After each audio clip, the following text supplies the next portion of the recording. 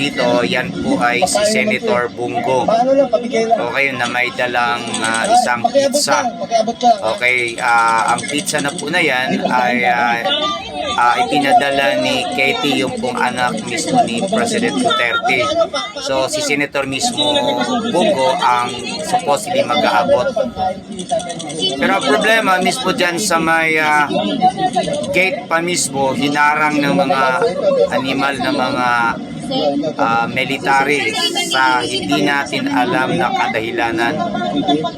O kaya ayan, nakikita mo, nagalit yung mga tao, pati pagkain ayaw iabot, ayaw ipapasok. O, tama po, baka malagyan pa ng lason at lasunin ang mahal na Pangulong Duterte. Okay?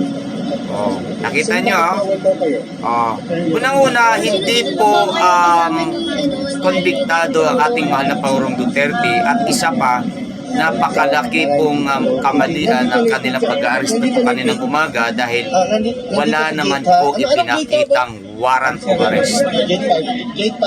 Ayan, pinapahirapan pa si Senator Bungo. Okay.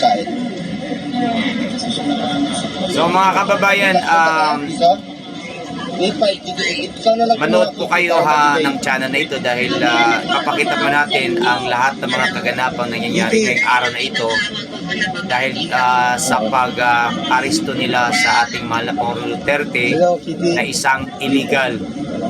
Okay? Illegal po siya kasi wala